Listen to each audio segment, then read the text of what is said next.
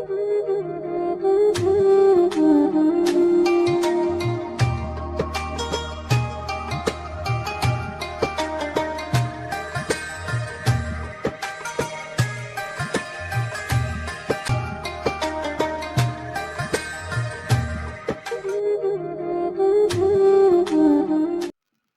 تبارک و تعالی نے قرآن کریم میں ارشاد فرمایا،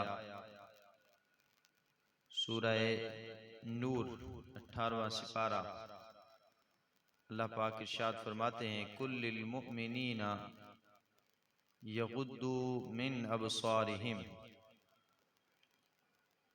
اے میرے محبوب صلی اللہ علیہ وآلہ وسلم، آپ اپنے غلاموں کو حکم فرما دیجئے، کل للمؤمنین، تمام مردوں کو حکم فرما دیجئے، یغضوا من ابصارہم، وہ اپنی نگاہوں کو جھکا کے رکھیں۔ کل للمؤمنین یغضوا من ابصارہم، اپنے تمام غلام مردوں سے کہہ دیجئے، اے میرے محبوب صلی اللہ علیہ وآلہ وسلم، یغضوا، وہ اپنی نگاہوں کو جھکا کے رکھیں، وَيَحْفَظُوا فُرُوجَهُمْ، اور وہ اپنی شرم گاہوں کی حفاظت کریں۔ دو چیزوں کا ذکر فرمایا، ایک نگاہیں جھکا کے رکھیں اور اپنی شرم گاہوں کی حفاظت فرمائیں۔ وَيَحْفَظُوا فُرُوجَهُمْ ذَلِكَ أَزْكَىٰ لَهُمْ، یہ نگاہوں کو جھکانا اور شرم گاہوں کی حفاظت کرنا، ذَلِكَ أَزْكَىٰ لَهُمْ، یہ پاکیزگی کا سبب ہے ان کے لیے۔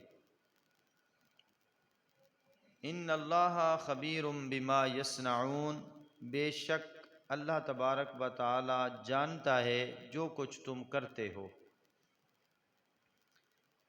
نبی پاک صاحب لولاک صلی اللہ علیہ وآلہ وسلم کے غلاموں،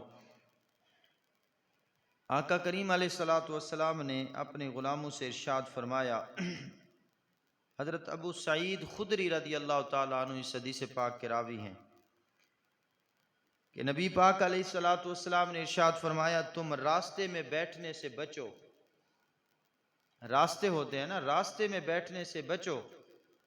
تو انہوں نے عرض کی، یا رسول اللہ، ہمارا گزارا نہیں ہے کہ ہم بیٹھ کر وہاں باتیں کرتے ہیں، چوراہے پہ بیٹھتے ہیں، باتیں کرتے ہیں، تھڑے بنے ہوتے ہیں جیسے آج کل بھی بنے ہوتے ہیں۔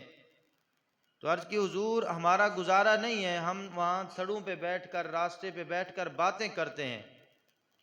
آقا کریم علیہ الصلوۃ والسلام نے ارشاد فرمایا کہ اگر تم نے وہاں بیٹھنا ہے، تھڑے پہ بیٹھنا ہے، راستے پہ بیٹھنا ہے اور وہاں ہی بیٹھ کر باتیں کرنی ہے، تمہارا چارہ نہیں ہے اس کے علاوہ، تو پھر تم راستے کا حق ادا کرو۔ کیا کرو؟ راستے کا حق ادا کرو۔ عرض کی، یا رسول اللہ صلی اللہ علیہ وآلہ وسلم، راستے کا حق کیا ہے؟ تو اللہ کے پیارے رسول صلی اللہ علیہ وسلم نے ارشاد فرمایا، راستے کا پہلا حق یہ ہے کہ اپنی نظر کو نیچا رکھو۔ حضور نے فرمایا راستے کا پہلا حق یہ ہے کہ اپنی نظر کو نیچا رکھو۔ پھر فرمایا کہ وہاں کوئی تکلیف دہ چیز ہے جو مسافروں کو، راہگیروں کو پریشان کرتی ہے، فرمایا اس کو دور کر دو۔ نظر کو نیچا رکھو، کوئی چیز اگر مسافروں کا راستہ روکتی ہے، اس تکلیف دہ چیز کو راستے سے دور کر دو۔ پھر ارشاد فرمایا نبی پاک علیہ الصلوۃ والسلام نے، گزرنے والا جب تمہیں سلام کرے تو اس کے سلام کا جواب دو، نیکی کی دعوت دو اور برائی سے روکو۔ یہ 5 چیزیں اللہ تعالیٰ کے پیارے رسول صلی اللہ علیہ وسلم نے بیان فرمائی۔ نیکی کی دعوت دو اور برائی سے روکو، راستے میں کوئی تکلیف دہ چیز ہے اس کو دور کرو، اور اپنی نگاہوں کو نیچا رکھو، اور ہر گزرنے والے مسلمان پہ سلام کرو، وہ تمہیں سلام کرے تو اس کے سلام کا جواب دو. یہ فرمائے راستے کا حق ہے. اگر تم یہ ادا کر سکتے ہو تو پھر تو چوراہے میں کھڑے ہو کے باتیں کرو, پھر تو گلی کے نکر پہ, گلی کے موڑ پہ کھڑے ہو کے باتیں کرو. اگر یہ نہیں کر سکتے تو پھر تمہیں حق نہیں ہے کہ تم گلیوں میں, محلوں میں, چوکوں اور چوراہوں پہ کھڑے ہو کر جو ہے کہکے لگاؤ اور وہاں کھڑے ہو کے زور زور سے باتیں کرو. جہاں ہمارے اندر بہت ساری برائیاں ہیں, وہاں ایک برائی ہمارے اندر یہ بھی ہے کہ ہم گلیوں میں کھڑے ہو کے زور زور سے کہا لگاتے ہیں, زور زور سے ہنستے ہیں. بہنیں, بیٹیاں, مائیں گزرتی ہیں, ہم ان کا احساس نہیں کرتے. اور مومن کی شان یہ ہے کہ وہ دوسرے کا احساس کرنے والا ہوتا ہے, اور جو اپنی بہن, بیٹی اور ماؤں کا احساس کرتا ہے, ان کا خیال کرتا ہے, ان کی عزت کی وجہ سے گلیوں میں کھڑا نہیں ہوتا, راستے میں کھڑا نہیں ہوتا, چوک اور چوراہے پہ کھڑا نہیں ہوتا, اللہ تبارک و تعالی قیامت کے دن اسے اپنے عرش کا ٹھنڈا سایہ عطا فرمائے گا. فرمایا کل المؤمنین, یہ مردوں کو حکم دیا جا رہا ہے. فرمایا کل المؤمنین, اے میرے محبوب آپ اپنے تمام مومن مردوں سے کہہ دیجئے. سنیے حضرت ثعلبہ بن عبد الرحمن رضی اللہ تعالیٰ عنہ, ان کو نبی پاک علیہ الصلوۃ والسلام نے کسی کام کے لیے بھیجا. آپ جا رہے تھے, آپ کی نظر ایک عورت پر پڑ گئی. نظر جب عورت پہ پڑی تو آپ نے دل میں خیال کیا کہ میں تو اللہ کے پیارے رسول صلی اللہ علیہ وسلم کا سفیر, قاصد بن کے جا رہا ہوں, اور میں نے اپنی نظر کو کسی مسلمان عورت کو دیکھ کر میلا کر لیا ہے. تو اب یہ نبی پاک علیہ الصلوۃ والسلام کے غلاموں کی شان ہے.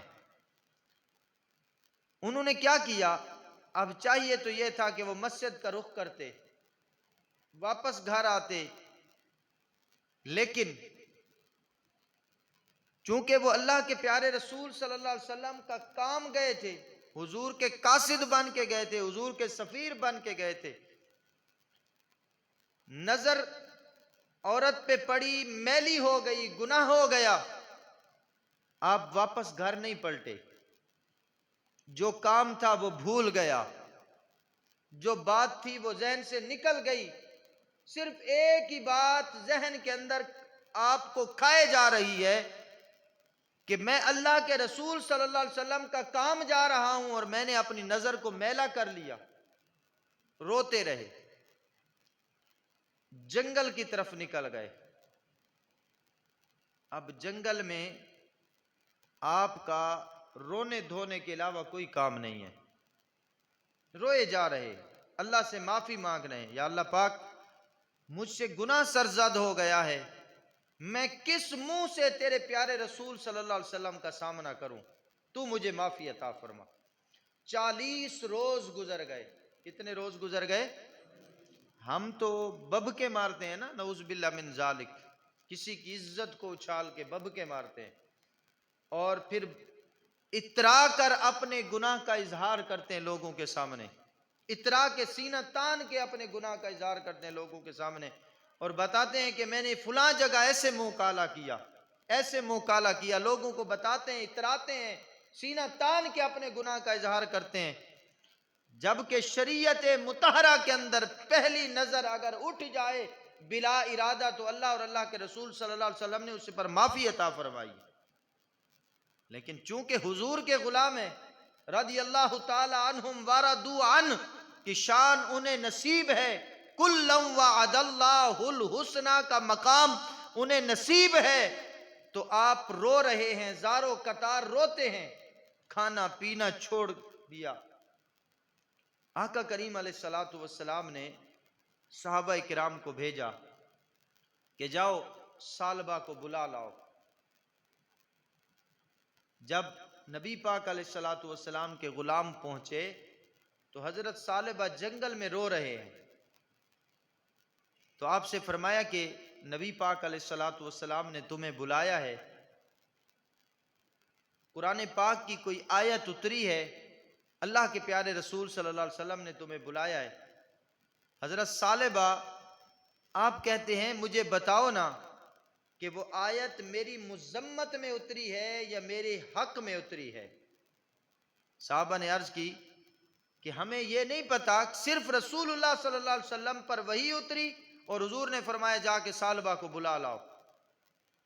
آپ نے کہا چلو ایسا کرتے ہیں، میں یوں ہی جا کے نبی پاک علیہ الصلوۃ والسلام کے سامنے نہیں بیٹھ سکتا، آپ گھر چلے جاؤ، جب شام کی نماز کا وقت ہوگا تو میں نبی پاک علیہ الصلوۃ والسلام کی مسجد میں آ کر نماز مغرب ادا کروں گا۔ صحابہ کرام واپس آئے، شام کا وقت ہوا، حضرت ثعلبہ بن عبد الرحمن رضی اللہ تعالی عنہ شام کی نماز کے وقت مسجد میں آئے۔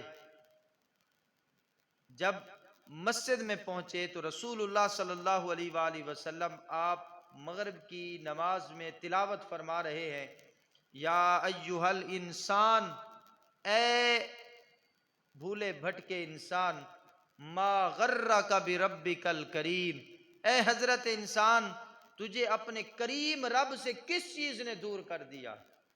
الذی خلقک فسواک فعدلک، وہ ذات جس نے تیرے اعضاء کو خوبصورت بنایا اور برابر کیا۔ بس یہ سننا تھا کہ حضرت ثعلبہ بن عبد الرحمن رضی اللہ تعالیٰ عنہ نے ایک زور سے چیخ ماری اور بے ہوش ہو کے گر پڑے۔ لوگوں نے اٹھایا اور ان کو گھر کی طرف لے گئے۔ جب اللہ کے پیارے رسول صلی اللہ علیہ وسلم نماز سے فارغ ہوئے تو آپ نے فرمایا ثعلبہ کہاں ہے؟ تو بتایا گیا یا رسول اللہ صلی اللہ علیہ وآلہ وسلم وہ بے ہوش ہو گئے تھے تو انہیں ان کے گھر چھوڑ آئے ہیں۔ حضور ان کے گھر تشریف لے گئے۔ نبی پاک علیہ الصلوۃ والسلام حضرت ثعلبہ کے گھر تشریف لے گئے۔ نعرہ تکبیر، نعرہ رسالت، نعرہ حیدری، علماء اہل سنت۔ حدیث پاک پوری کرنی۔ تو نبی پاک علیہ الصلوۃ والسلام ان کے گھر تشریف لے گئے۔ جب آپ علیہ الصلوۃ والسلام تشریف لائے تو حضرت ثعلبہ جو ہے وہ بے ہوش پڑے ہوئے۔ آقا کریم علیہ الصلوۃ والسلام نے ان کا سر اپنی گود میں رکھا اور کمال شفقت اور محبت سے اللہ کے پیارے رسول صلی اللہ علیہ وآلہ وسلم حضرت ثعلبہ کے بالوں میں ہاتھ پھیرتے ہیں۔ حضرت ثعلبہ کی آنکھ کھلی تو دیکھا کہ ان کا سر رسول اللہ صلی اللہ علیہ وآلہ وسلم کی گود میں ہے۔ حضرت ثعلبہ رضی اللہ تعالیٰ عنہ جھٹکے سے اٹھے، یا رسول اللہ صلی اللہ علیہ وآلہ وسلم میرا سر ناپاک ہے، آپ کی پاکیزہ گود کے اندر رکھنے کے قابل نہیں ہے۔ حضرت ثعلبہ بن عبد الرحمن رضی اللہ تعالیٰ عنہ نے چیخ ماری اور آپ کا وصال با کمال ہو گیا۔ حضور کے ایسے غلام ہوتے ہیں، اپنی زندگی کو خوبصورت اور پاکیزہ گزارو۔ اللہ تعالیٰ نبی پاک علیہ الصلوۃ والسلام کا صدقہ ہم سب کی حفاظت فرمائے۔